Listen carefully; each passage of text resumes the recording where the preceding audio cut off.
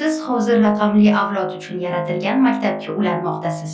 Tashkent Digital School tizimi ishga tushirildi. Keling, maktab bilan tanishamiz.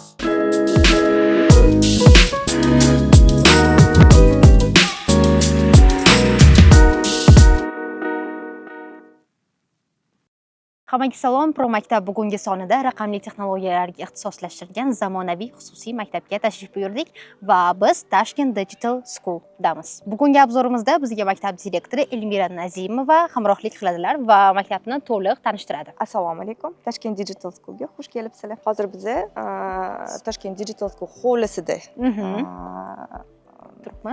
turibmiz. Hovlimiz katta, territoriyamiz katta. Ikkita stadionimiz mavjud. Bolalar bemalol shu stadionlardan foydalanishligi mumkin. Eng asosiysi, endi gap boshlasak, biz Toshkent xalqaro ta'lim universitetini qoshida joylashganmiz. Shu universitetning qoshida ish olib boryapmiz. Shunga bu ham universitet, ham bitta bloki maktabga ajratilgan. Umumiy maktab maydoni qancha o'zi? Umumiy maktabi, endi maktabimiz 600 o'ringa mo'ljallangan. Hozirda 200 ta bolani birinchi yil bo'lganimizga qaraganda shu 200 ta odamni qabul qildik. Albatta ta'kidlab o'tish kerak, bu maktabni birinchi yili faoliyat olib borayotgan. Sentabrda boshlaganmiz. Litsenziyani may oyida olganmiz.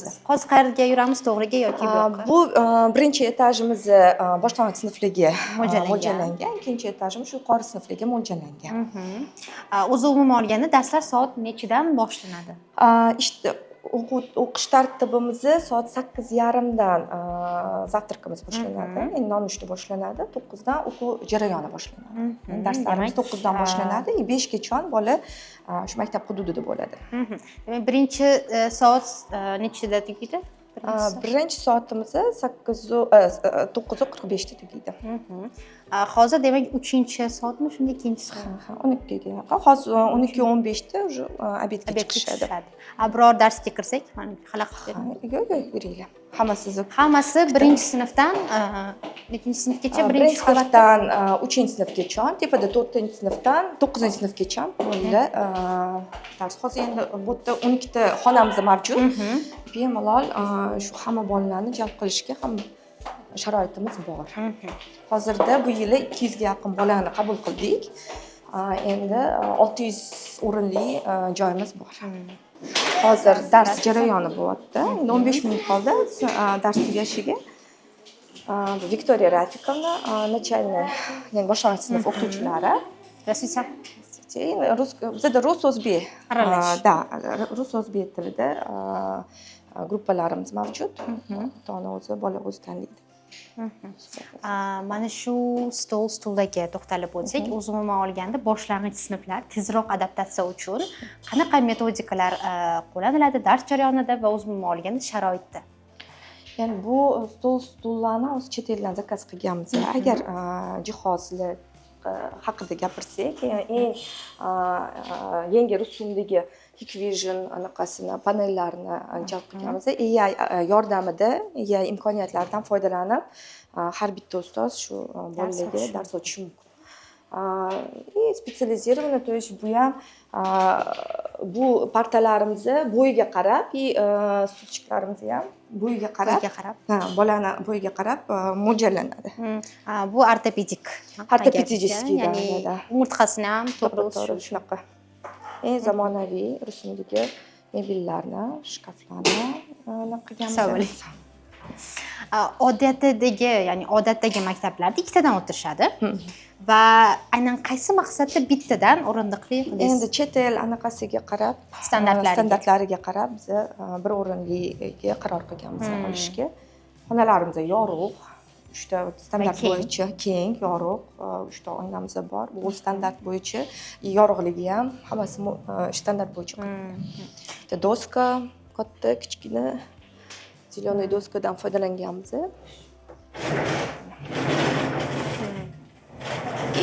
Anaqa panel. Ko'proq paneldan ham o'tishadi hozirgi kunda har ikkala turdagi doskalar. Обязательно video kuzatuvlarimiz mavjud.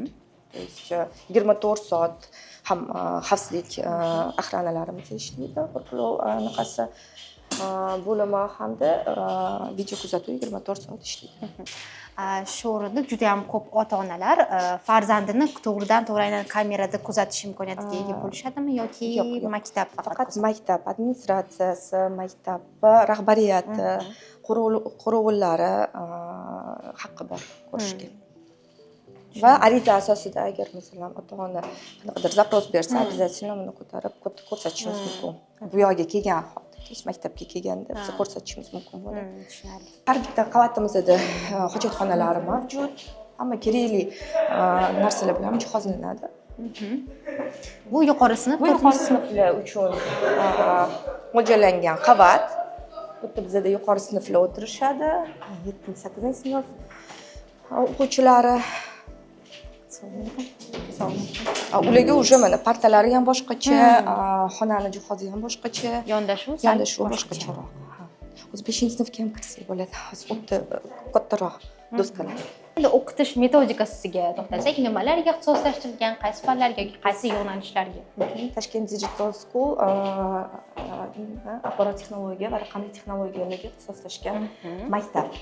Углубленно, ya'ni matematika, angliskiy, programmирование, robototexnika fanlarni chuqur o'rgatiladi. Ya'ni ingliz tili fani bizda har kuni, matematika bizda har kuni, даже kichkina bolalar 1-sinfdan boshlab finansiy gрамотность, matematika, SAT asoslari, terminologiyani yodlab turamiz. O'sha SATga biz tayyorlaymiz. 5-sinfdan SAT fanlari qo'shilgan. O'ta terminologiya, ham angliskiy, ham matematika o'tiladi. Asosiy urg'u balki bir IT ga, to'g'rimi? STEM yo'nalishi deymiz. STEM yo'nalishi. Science, technology, engineering, Art. Yes. Bu yoqqa kiramizmi? Bu bizani bolachalarimizni eng yaxshi ko'rgan xona, Lego xona deyishadi, lekin robototexnika xona aslida. Injiniring xonamiz.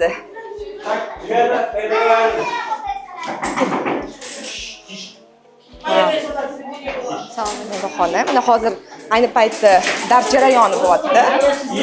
Injiniring darsi, robototexnika darsi. Ya'ni yasashadi. Ustozi bilan ham bemalol bunaqa bo'ladi. Savol javob qilsak bo'ladi. Uni keyinroq. Пожалуйста. Aynan nimalar yasashadi o'zi umuman olganda yoki qanaqa tartibda bo'ladi? Darsimiz tartibi har bitta sinf uchun ikkita paradan haftada 2 marta berilgan. Ikkita paradan 45 minut, то есть 4 soat biz robototexnika fanlariga beramiz. Shu paytda beramiz. Hozir ayni paytda 6-sinflar o'tirishibdi. Ular injiniring darsi bo'lyapti. По программе они собирают разные проекты, то есть на каждом уроке у них бывают свои проекты. В зависимости от темы. Например, сегодня собирают робота-танка, который управляется, сам ездит, имеет такую механическую часть, где они используют гусеницы и так далее. То есть на каждом уроке разные инженерные механизмы. То есть, опять-таки, project-based learning o'tyapmiz sekin. Proyektlar orqali portfoliolarni majmuasi. Hasanov Kozimjon Qosimjonovich, Toshkent xalqaro ta'lim universiteti kuzatuv kengashi raisi. Aynan maktabni boshqa xususiy maktablardan ajratib turuvchi jihatlari qanday? Birinchidan, eng birinchi mani fikrimdagi jihati bu bevosita universitet qoshida ochilgan maktabligi. Chunki bilasiz, hamma maktablarni ham tepasida, ya'ni universitet yo'q. Ko'pi o'zi mustaqil xususiy ochilgan maktablar. Ya'ni bu universitetni qoshida ochilganligi maktabga o'z navbatida shunaqa bir maktab o'quvchilariga shunaqa imkoniyat beradiki, ya'ni kelajakda uzluksiz ta'limni ta'minlash imkoniyatini beradi. Ya'ni o'quvchilarimiz maktabni tamomlashgandan keyin bevosita universitetimizga sinov imtihonlarisiz kirib o'qish imkoniyatiga ega bo'lishadi. Boshqa xususiy maktablarni oladigan bo'lsangiz, o'zi umuman bilamiz, butun dunyoda maktab bu nazariy bilimlarga asoslangan bilim olish. Maktabda asosan nazariya o'qitiladi bolalarga. Amaliyot yo'q. Ko'proq amaliyotni oliy ta'limda katta kurslardan keyin qiladi. Hattoki oliy ta'limda ham birinchi kursda amaliyot yo'q. 3-4-kursda amaliyot qilishadi. Bizani maktabda shu bolachalar juda yoshli paytidan o'sha olayotgan nazariy bilimini amaliyot bilan bog'lash imkoniyatiga ega bo'lishyapti. Ya'ni mana shu eng katta farqi mana shu ikkita omil. Va aynan 10-11 sinflarga yoki mana shu maktabning oxirgi davrlariga kelganlarga soha yoki yo'nalish tanlashga qiynalayotganlarga qanaqa maslahat bergan bo'lardingiz? Qaysi kriteriyaga qarash kerak? 7-8-sinfda albatta bizni o'zimiz mutaxassislar tomonidan tayyorlangan test bilan ularni o'sha fanlar bo'yicha ustunligini belgilab olamiz. Va psixologlar bilan suhbat qilish jarayonida yana u bolani qaysi fanga qiziqishi, qaysi yo'nalishga moyilligi ko'pligini aniqlaymiz. Chunki bizani jamiyatda baribir tan olish kerak, hamma holatda ham yoshlarning o'zi yo'nalishi tanlamayapti. Ota-onalarning aralashuvi bor bizda. Buni yaxshi ham, yomon ham deyish qiyin. Bu ham juda bir subyektiv fikr. Hech qaysi ota-ona bolasini yomon bo'lsin demaydi, bolasini muvaffaqiyatsiz bo'lsin demaydi. Ko'p holatlarda mana bugungi kunda O'zbekistonda xususiy biznes, umuman iqtisodiyotda rivojlanishi, mana mulkdorlar sinfini shakllanishi, boshqa ko'pchilik shu oilalar farzandini kelajakda o'z ishini davom ettirishini xohlashyapti. Ya'ni u boshqa yo'nalishga qiziqishidan qat'iy nazar, lekin bizda shuncha yaratgan biznes bor, uni kim davom ettiradi degan oilalar ham bor misol uchun. Buni ham yomon deya olmaymiz, to'g'ri emasmi? Ya'ni biz boyagi jarayonda bola bilan tashxis o'tkazgandan keyin ota-onalarni ham maktabga taklif etib, ular bilan maslahatlashyapmiz. Ya'niki mana tashxis, test va demak psixologlarning fikriga ko'ra sizni bolangizda bu yo'nalishga moyillik ko'p. Agar ruxsat bersangiz, biz 10-11-sinflarda bolaga ko'proq shu yo'nalishlarda ilm berishga va yo'naltirishga harakat qilamiz. Albatta ko'p holatlarda ota-onalar buni qo'llab-quvvatlashadi. Endi ba'zi holatlarda aytishadiki, "Yo'q, rahmat. O'zimizning yo'nalishimiz bor. Sizlar juda yaxshi o'qityapsizlar.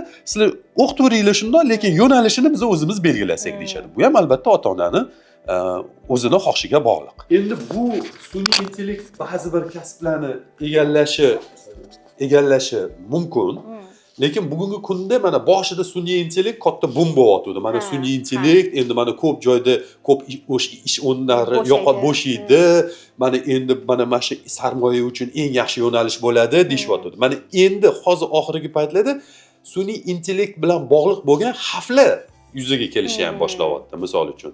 Nafaqat ishni u yo'qotish, balkim u umuman yoshlarni, insonlarni tarbiyasiga, umuman dunyoqarashiga, biron bir masalani yechimini topishida ham xavf tug'dirishi mumkin. Nimaga desangiz, bir to'g'ri ish qilish bo'yicha to'g'ri bilim berayotgan tizim noto'g'ri ishni ham qanaqa qilib professional darajada qilish mumkinligi haqida ham yechim berishi mumkin-da. Qanaqadir jinoyat bo'lishi mumkin, boshqa bo'lishi mumkin, to'g'ri emasmi? Shuning uchun bu masala, bu hali juda yangi masala, yangi yo'nalish. Meni fikrimcha, to'g'ri, sun'iy intellekt sekin-sekin shunga kelyapti. Buni ko'rishimiz mumkin faqat axborot texnologiyalar sohasida emas. Mana bugungi kunda hatto avtomobillar sohasida ham ko'ryapmiz. Ya'ni meditsinada ham, hattoki o'sha robotlar operatsiyani amalga oshirishyapti. Faqat o'sha faktlar bilan, qonunchilik bilan ishlaydigan joy bo'lsa, ba'zi bir davlatlarda qanaqadir bir siyosiy joy bo'lishi mumkin, qadriyati masalasi bo'lishi mumkin. O'sha xalqning mentalitetidan kelib chiqib, faqat mana buni oq-qora deb aytib bo'lmaydigan joylari bor misol uchun. Shuning uchun bu narsaga sun'iy intellektning o'zining ma'lum bir yo'nalishi bor. Mana yuridik sohada o'sha faktlarga asoslangan bo'lsa, hattoki yuridik sohada ham ko'rishimiz mumkin. Bir mana sud jarayonini ko'rsangiz, o'sha ayblanuvchini prokuror bitta ayb bilan ayblasa, advokat mutlaqo boshqa tomon bilan uni kerak bo'lsa oppoqqa ham chiqazib qo'ya oladi, misol uchun. Ya'ni bitta qonun bilan ham uni yo'q undoq devorish qiyin. Ya'ni shuning uchun sun'iy intellekt, to'g'ri aytib o'tdingiz, hali ozgina erta bunga, sun'iy intellekt xulosa qilishga erta. Lekin biza yosh o'sib kelayotgan davlat sifatida bu narsadan orqada qola olmaymiz. Biz yoshlarga sun'iy intellektni o'rgatishimiz kerak, o'zimiz o'rganishimiz kerak va bu bilan bog'liq yutuqlarni ham, kamchiliklarni ham sekin-sekin tahlil qilib kelishimiz kerak. Baribir kelajak shu tomonga qarab ketyapti. Shuning uchun buni boshida mana xabaringiz bo'lsa, eslasangiz, shu internet ommalashayotgan paytda juda ko'p xavf bo'lardiki, qanaqa qilib shu internetda salbiy oqibatlaridan yoshlarni himoya qilish mumkin degan davlatimizda juda ko'p xavotirlik bo'lgan. Lekin to'liq cheklab qo'ya olmadik-ku internetda. To'liq baribir kirib keldi. Qaysi bir maktab o'quvchisi bugun qo'lida telefonsiz internetdan foydalanmayapti deb ayta olasiz? Yo'q unaqa xonadon, yo'q unaqa oila. Hamma foydalanyapti. Lekin bizni jamiyatda shu to'g'ri yo'lga solindi deb o'ylayman. Boshidan noto'g'ri saytlar bloklandi misol uchun, to'g'ri emasmi? Yoshlar bob saytlar yaratildi, o'zbek tilidagi kontentlar ko'paytirildi. Ya'ni bir narsani cheklash bilan emas, alternativ qo'yildi. Unga alternativ qo'yib, uni to'g'ri yo'nalishga bura olganimiz uchun mana bugungi kunda yoshlar internetdan to'g'ri foydalanishdi. Mana ko'ryapmiz, O'zbekistonda ham juda ham ko'p mahoratli, taniqli dasturchilar chiqyapti. Ya'ni internet sohasi, umuman savdo sohasiga internet juda qattiq kirib keldi O'zbekistonda ham. Ammo uzul kesil cheklab tashlaganimizda shuncha taraqqiyot bo'lmasdi. Sun'iy intellektdan xuddi shunaqa deb o'ylayman. Sun'iy intellektga ham xuddi shunaqa yondashuv qilishimiz kerak. Menimcha hamma maktablarda ham mediaxona yo'q deb o'ylayman. Mediaxonamizda podkastlar olinadi. Ya'ni maktab uchun mobilografiya, videograf anaqalarini to'garaklari ochilgan. Shunda bolalar o'zi podkastlar, video montajlarni, har xil prilojenelardan ishlash, именно shu mediaxonada qilinadi. Bizda yangilik, birinchi marta maktabni o'zini interaktiv media studiyasi bor. Hozir mana jarayoni bo'lyapti. Video. Hozir bizani akademik professor domlamiz Assalomu alaykum, Kamol opa, yaxshimisiz, suvmisiz? Universitetimizning akademik professor domlalari hozir video olishyapti. Menimcha qanaqadir foydali video olasizlar shekil. Hozir qayerga? Endilikda IT xonamizga, IT kabinetimizga o'tamiz. Keling, aynan ovqatlanishga ham o'tib ketsak. Nonushta 8:30 dan 9 gacha, keyin 9 da dars jarayonlari boshlanadi. 12:15 da obedga o'tadi. Tushlikka. 3:30-4ga уже polnik beriladi. Bu IT xonamiz. Kelinglar. Hozir ayni paytda hamma bolalarimiz nonushta qilishyapti. O'shaning uchun xonamiz bemalol ko'rib o'tsangiz bo'ladi. Yangi rusumli kompyuterlar bilan jihozlangan. Bu IT ustozimiz, programmirование ustozimiz Dilmurod Normurodov. Ham universitetda dars beradilar, ham maktabimizda dars beradilar. Boya aytganimdek, bizda universitet qoshidagi maktab bo'lgani uchun universitetda domlalari bevosita bizani bolalarga ham dars o'tib berishadi. Scratch o'tishadi, o'yin tariqasida rasmlar chizishadi, o'yin tariqasida prilojenelar o'rganishadi, kodlar yozishadi. Bu juda ham qiziq o'tadi. Birinchi sinfdan juda ham qiziq o'tadi. Shu universitet domlasiga qaramay, juda bolalar bilan yaxshi chiqishadilar. Dizaynga keladigan bo'lsak, interyer dizayn bilan alohida shug'ullanganmi? Siz ham qanaqa takliflarni bildirib o'tgansiz? Bu aynan bu IT xonamizni biz har xil IT raqamli texnologiya, axborot texnologiyalariga yo'naltirilgan hamkorlarimiz bor. Bittasi Beeline bilan hamkorlik qilamiz. Aynan shu to'g'ri, logotiplarni ko'rdim. Aynan shu xonani Beeline bizda universitetimizda ochilgan Beeline akademiyasi xonalari mana shu xonani jihozlab berishgan. Aynan Beeline sponsorligi, hamkorligida. Beeline bilan juda ko'p biz yaxshi loyihalar qilganmiz. Masalan, Beeline sponsorligida, hamkorligida biz 1000 ta ustozni bepul IT ustozlarni o'qitganmiz. Я Рузиев Улугбек Шухратович, старший преподаватель математики в Tashkent International University of Education и преподаватель математики в Tashkent Digital School. Я работаю в сфере образования более 8 лет. Значит, для чего математика нужна нам? Математика в основном вырабатывает логику, мышление, логическое мышление. Значит, когда мы решаем примеры, там всегда вырабатывается у нас логическое мышление. Значит, сложение, вычитание, умножение, деление. Повседневная жизнь состоит из логического мышления у нас. Не изучая математику, многие ошибаются. Почему? Ученик хочет стать программистом.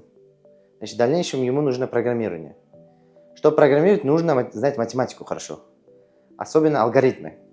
Потому что работа программы состоит из алгоритмов. Правильное построение алгоритма дает правильную работу программы. Значит, когда мы строим алгоритмы, в первую очередь мы начинаем с самого легкого. И поэтапно мы переходим к сложному. Та же самая математика состоит из легкого решения и переводится к более сложному решению. Изучение математики это то же самое. Мы всегда начинаем с легкого и переходим к более сложному. Вот методика любого преподавателя почти такая. Он начинает с легкого и переходит к сложному. Значит, я третье поколение математиков. У меня дедушка был математиком, профессор. У меня отец математик. И я третье поколение математиков, получается. Raqamli ta'lim markazi bilan hamkorlikda ishlaymiz, memorandumimiz bor. Kiberxavfsizlik markazi bilan hamkorligimiz bor, memorandumimiz bor va shu IT sohasiga juda katta hissalar qo'shgan kompaniyalar bilan ishlaymiz. Va ustozlarimizning malakasini ham oshiramiz va o'zimiz studentlarni ish bilan ta'minlaymiz. Bundan tashqari Diplomatiya universiteti, Tashkent International University Education, Gimot Tashkent universitetlarida ham dars berib kelaman. Aynan soham IT sohasi bo'lgani uchun va bolalar bilan ishlaganman oldin ham. Oldin aytaylik IT Step IT Mal akademiyasida dars berganman. Undan keyin iSystem Mal akademiyasida dars berganman va Unicorn IT akademiyasida ham yosh bolalar uchun aynan yo'nalishini boshqarib, dars berib, o'sha yo'nalishlarda berib kelganman.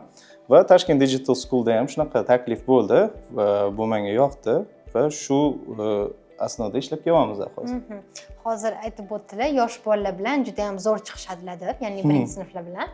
Qanaqa metodikalar bilan? Chunki birinchi sinflar hali yosh va ularga bu IT juda ham oson, ya'ni rasm chizishdek gap emas. Aynan qiyinroq sal va qanaqa yondashasiz ular bilan ishlashda? Yo'q, men shu narsaga boshqacha qaragan bo'lardim, chunki hozirgi bolalar IT texnologiyalar davrida tug'ilib o'syapti va umuman olganda telefonda ishlashni, kompyuterda ishlashni juda ham yaxshi biladi, faqat ularni qiziqishlarini yo'naltirish kerak. Va asosan ko'p mana bu fanlarda kiritganlarimda e'tibor beradigan bo'lsangiz, o'yin asnosida bo'lgan va bolalar juda ham yaxshi ko'rishadi o'yin o'ynashda. Masalan, aytaylik, kompyuterda to'g'ri pechatiz qilish, 10 ta barmoq bilan sipo pechat qilish, bularni o'rgatganimda aynan shunaqangi resurslarni tanlayman o'yin ko'rinishida.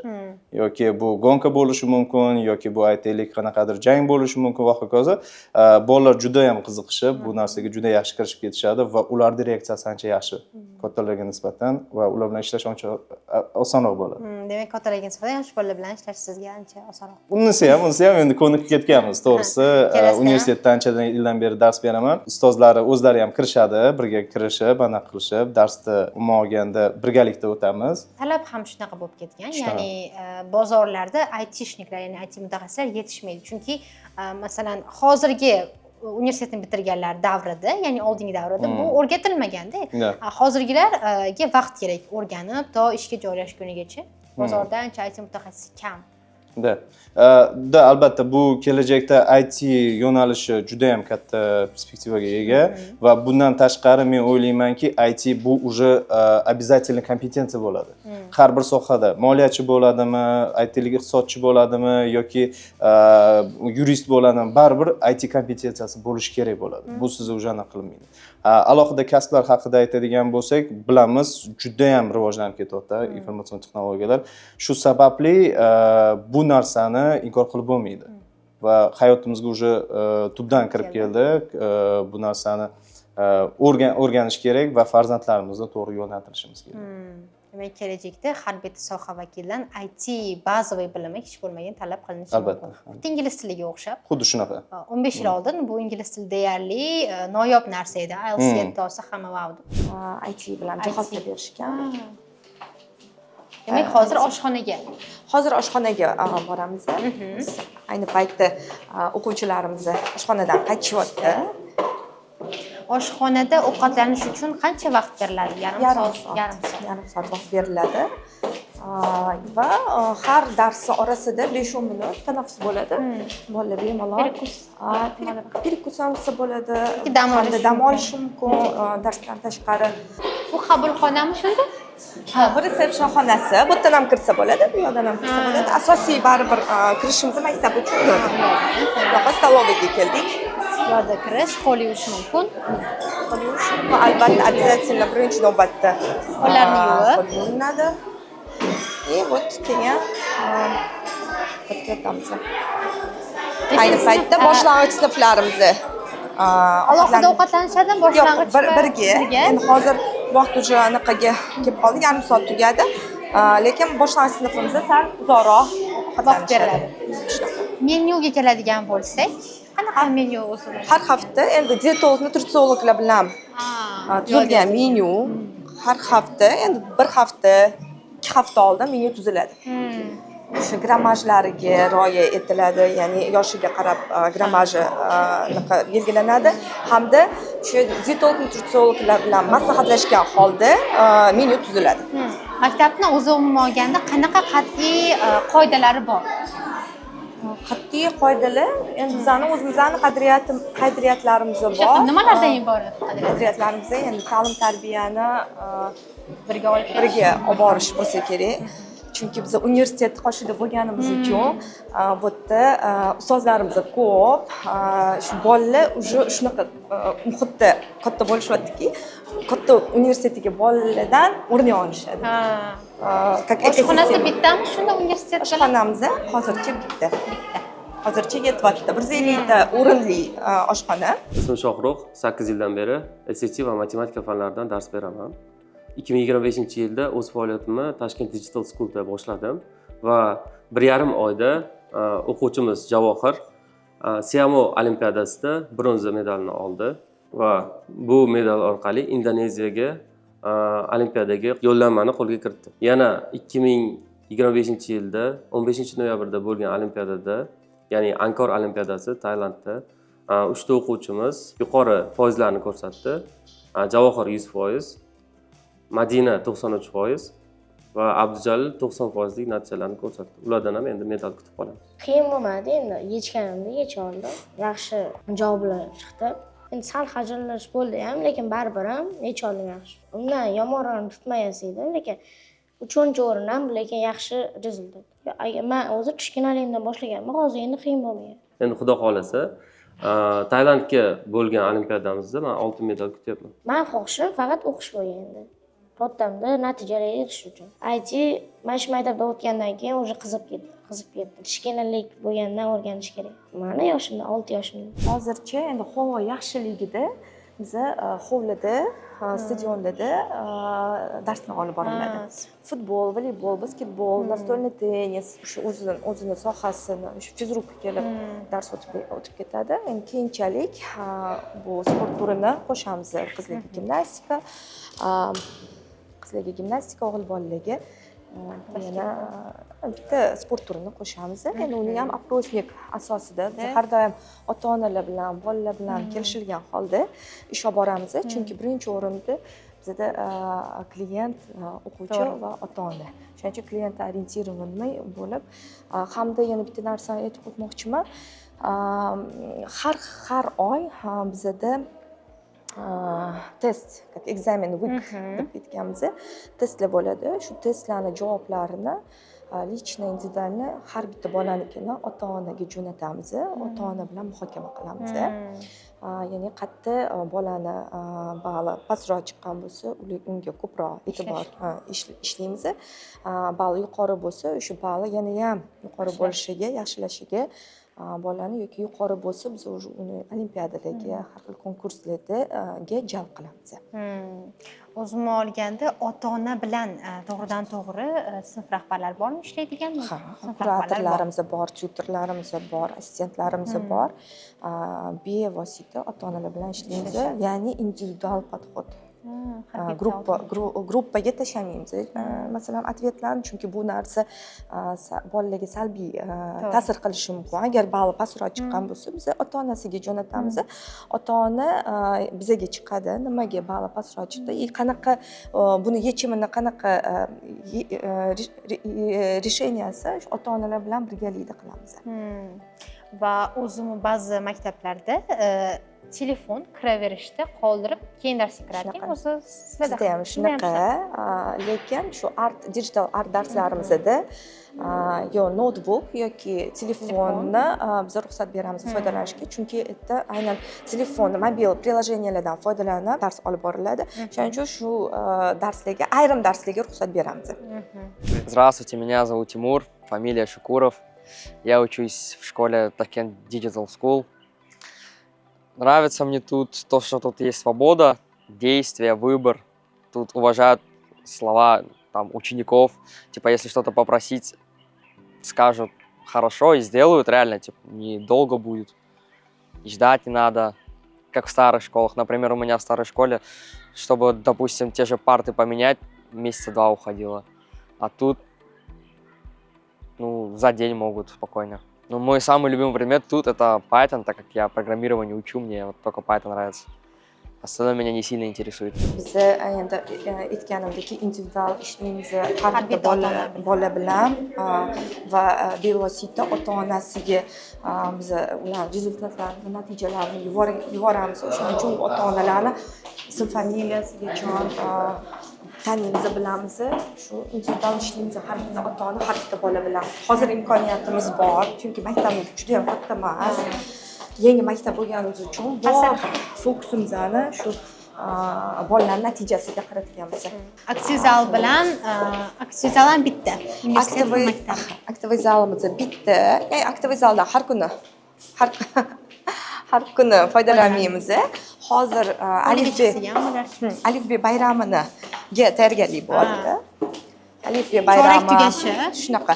Alif B bayrami hamda yangi yil bazmini qilmoqchimiz. Bu aktiv zalimiz 150-200 ta odamga mo'ljallangan. Masalan, olimpiadalarda, konkurslarda qatnashishga o'sha hayajonni bosadi, hayajoni bo'lmaydi. Shuning uchun shunaqa narsani tartibini bu maktabga ham kiritganmiz. Bola chiniqadi. To'g'ri. Immunitet hosil bo'ladi. Kelajakdagi imtihonlar. O'sha mana birinchi oyi rosa hayajonlanishyotgandi, ikkinchi oyda ancha hayajon pasaydi hamda tartib o'zgardi.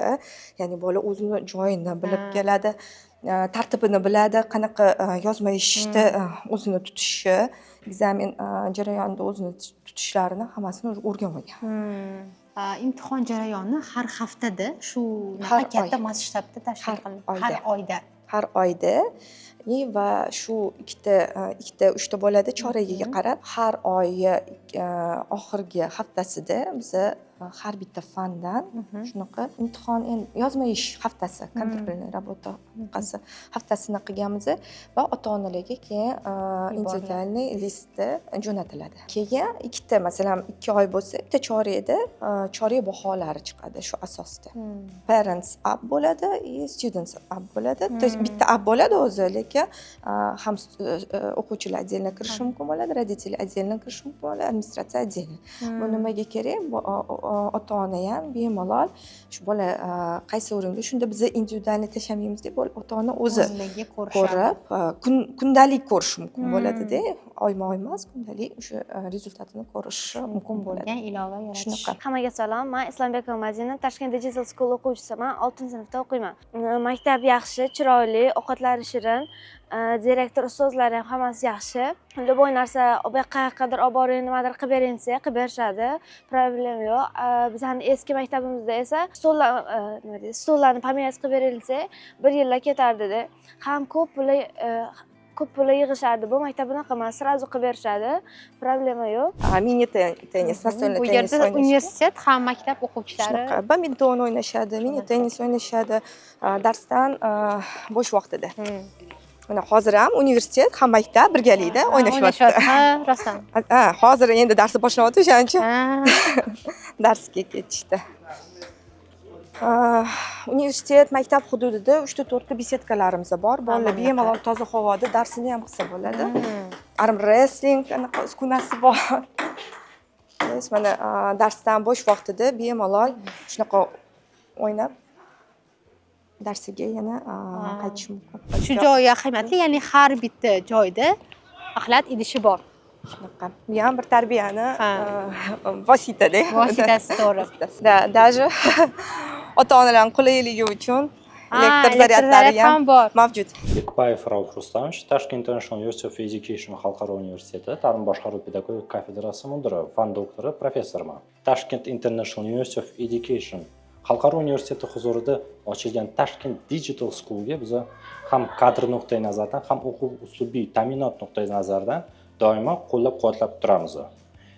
Bu masalada nafaqat kadrlarni tanlab olish, balkim ularni tayyorlab maktabga taqdim etishni amalga oshiramiz. Bizning kafedramizda ta'lim boshqaruvi, filologiya, amaliy matematika kabi yo'nalishlar bor. Ya'ni biz nafaqat boshqaruvchilarni, balkim pedagoglarni ham maktab uchun tayyorlab beramiz. Bundan tashqari, maktab bitiruvchilari bevosita universitetimizga o'qishga kirishlari mumkin. Bizning kafedramizga agar kimdirlar pedagogik faoliyatda o'zini ko'rayotgan bo'lsa yoki boshqa sohalarda, ya'ni ham universitet ham maktab bir-biriga chambarchas bog'liqligi uchun biz doimo hamkorlikda ishlab kelamiz. Kabinetlar mana kuratori nazoratida hamda o'qituvchisining nazoratida. Ana shunda har bitta sinfda ikkitadan nazoratchi bo'ladi. Bitta kurator, bitta tutor va ustozi. Даже anaqasida dars jarayonida ham kurator shu darsda qatnashadi. Bolasi aynan qanaqa narsalarga javob berishadi?